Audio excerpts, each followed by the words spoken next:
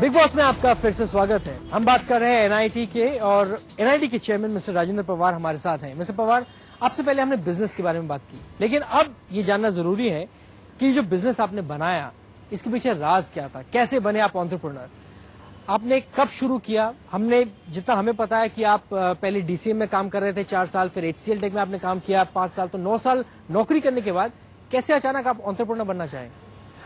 ये देखिए, जो ये सब किताबों में लोग कहते हैं कि एक दिन मुझे विचार आया, ऐसा कुछ होता नहीं लाइफ में। जब मैं एचसीएल में था तो मेरा एक रोल जो था वो ये था कि कंपनी की ग्रोथ के बारे में सोचना। तो भाई अगर एचसीएल ने ग्रो करना है तो उसमें क्या क्या अड़चने आएंगी, तो उसमें एक मुझे चीज बिल्कुल नजर आने लगी कि सबसे ज्यादा कंस्ट्रेंट होगा कि टैलेंट या स्किल्ड लोग अवेलेबल होंगे या नहीं। जब आपने स्टार्ट आउट किया होगा, पैसों की दिक्कत रही होगी, हर एंटरप्रेन्योर को होती है पैसों की दिक्कत। जब भी आप कुछ नया शुरू करना चाहते हैं, क्या चैलेंजेस थे तब? पैसे कहाँ से आए, कहाँ से शुरू किया था आपने? असलियत तो यह है कि हमको पैसे की कभी अपनी लाइफ में इतनी कंस्ट्रेंट नहीं हुई। अब जैसे एजुकेशन में एक शुरू में हमने एक चीज समझ ली कि भाई फीस तो पहले दी जाती है, ठीक है कि नहीं। अगर आप कोई चीज बनाएंगे, पहले फैक्ट्री लगाओ, ये करो, तो बड़ा लंबा काम होता है। तो हमने एक बिजनेस मॉडल ये बनाया कि अगर कैश फ्लो हमारी बिजनेस में पॉजिटिव रहेगी तो हम बढ़ सकते हैं। तो वो शुरू हुआ एजुकेशन का उस कैश फ्लो से। जरूर लोन लिए, और हमारा सबसे पहला लोन, 2 लोन, एक तो जो हमारे अभी तक बैंकर हैं इंडियन ओवरसीज बैंक चेन्नई में, उनके एक एग्जीक्यूटिव डायरेक्टर थे जिन्हें ये आइडिया बहुत पसंद आया कि लोग तो बड़ी नई चीज कर रहे हैं, तो कुछ लोन्स हमारे वहां से आए। उसके बाद जो मिस्टर कामत हैं आईसीआईसीआई के, वो यंगस्टर थे, उनका एक ऑलमोस्ट पहला लोन था जब हमने फ्रेंचाइज का मॉडल बनाना था। तो उन्होंने बड़ा लड़ाई झगड़ा करके आईसीआई के अपने सीनियर लोगों को बोला कि इनको लोन देना जरूरी है। तो वहां पे भी हमको एक अपने आइडिया के स्ट्रेंथ पे सपोर्ट मिला। राइट मिस्टर पवार, एक चीज जो कई लोग नहीं जानते हैं वो ये है कि आप एक एक्टिव स्पोर्ट्समैन भी रह चुके हैं। क्या खेलते थे आप, क्या पसंद थी आपकी? मेरी एक्टिव स्पोर्ट्स लाइफ मेरे स्कूल, सिंधिया स्कूल जो किले पे है एक, वहां शुरू हुई। तो वहां हर स्पोर्ट की सीजन होती थी, तो ये चॉइस नहीं थी कि आप क्या खेलना चाहते हैं। जब फुटबॉल सीजन है तो सब फुटबॉल खेलते थे, हॉकी सीजन है तो हॉकी खेलते थे, क्रिकेट सीजन है तो क्रिकेट खेलते थे। तो स्कूल में सबसे ज्यादा मैं एक्टिव 2 चीजों में था।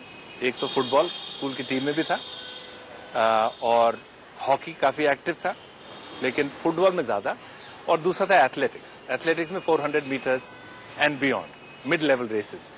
तो स्कूल की तो वो एक्टिविटी थी। उसके बाद जब आईआईटी में आए तो वहां तो बहुत कम स्पोर्ट्स होती थी। तो वहां के हॉकी कोच ने मेरे को एक दिन पकड़ के बोला, तेरे को टीम में रख देंगे अगर तुम खेलना शुरू करोगे। तो फिर मैं आईआईटी की हॉकी टीम को लीड किया मैंने, लेकिन आईआईटी में फिर स्क्वॉश शुरू किया बहुत एक्टिवली। और क्योंकि आईआईटी में स्पोर्ट्स थोड़ी कम होती है, तो थोड़ी हमारा जो एक्सपीरियंस था पहले, उसके कारण हर एक टीम में पार्टिसिपेशन करनी पड़ी। और अपने हॉस्टल में तो हर एक टीम को कैप्टन भी किया। लेकिन आईआईटी में ज्यादा मेरा रहा स्क्वॉश और हॉकी, थोड़ा बहुत एथलेटिक्स में भी। राइट आपसे ये भी समझना चाहते हैं, जो एक इम्पोर्टेंट बात है, आपने अभी बात की कि जब आपने सिंधिया स्कूल में आप एक फोर्ट में रहते थे और ग्रीनरी और ये जो एक out of the world experience जो होता था, क्या इसको आप रेप्लिकेट कर रहे हैं अब अपनी यूनिवर्सिटी जिस पर आपका कॉन्सेंट्रेशन अब जारी है?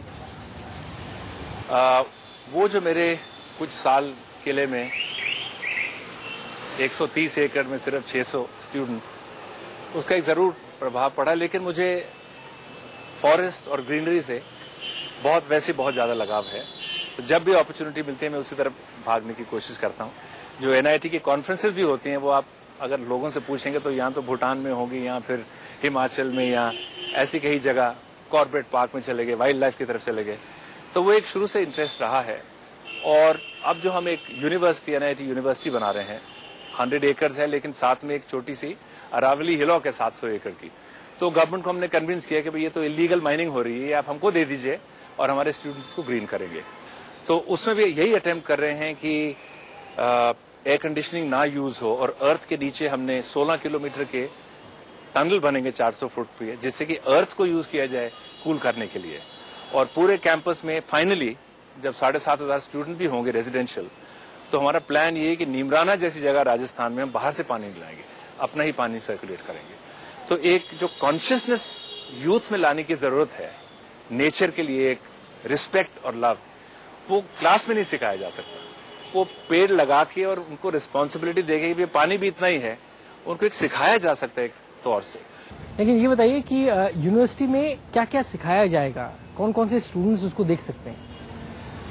हमारा आइडिया ये है कि जो एक सोसाइटी में एक पोस्ट इंडस्ट्रियल एरा में आ गए, नॉलेज सोसाइटी में आ गए, इंफॉर्मेशन सोसाइटी में, तो हमारा ज्यादा एम्फेसिस होगा वो सब्जेक्ट जो आगे फ्यूचर में जरूरी होंगे, जिसमें कंप्यूटर साइंस होगा, एजुकेशनल टेक्नोलॉजी। आपने मेरी काफी बातें सुनी रिसर्च के बारे में कि एजुकेशन को साइंस और टेक्नोलॉजी कैसे एक जाए, उसमें पीएचडी प्रोग्राम्स होंगे, और बायो इन्फॉर्मेटिक्स। ये तो हमारे स्टार्टिंग सब्जेक्ट्स हैं, लेकिन आगे हम चाहते हैं कि लिबरल आर्ट्स भी हो और मैनेजमेंट प्रोग्राम भी हो। एक होलिस्टिक एजुकेशन की बहुत जरूरी है, बजाय कि बहुत स्पेशलाइज्ड नैरो डिसिप्लिन। हम ये चाहते हैं कि हर स्टूडेंट को एक ऑप्शन मिले अंडर ग्रेजुएट लेवल पे कि वो अलग अलग कोर्सेज का अपने एक पूरा एक जैसे ओपन ऑप्शन, बुफे ऑप्शन होना चाहिए कि भाई ये भी करना है, वो भी करना है, और वो अपनी चॉइस के मुताबिक अपने कोर्सेज पसंद करें और बड़े वाइड डिस्पर्स एरिया पे ले, लेकिन सब्जेक्ट वही जो आगे पूरी सोसाइटी के लिए, नॉलेज सोसाइटी के लिए बहुत जरूरी है। ऑन दैट नोट हम लेते हैं एक ब्रेक, लेकिन आप बने रहिए, बिग बॉस जारी है। राजेंद्र पवार से जानेंगे कि फ्यूचर क्या है एनआईटी का, देखते रहिए। हमारा एस्पिरेशन ये है कि NIT becomes world number 1 in terms of global talent development.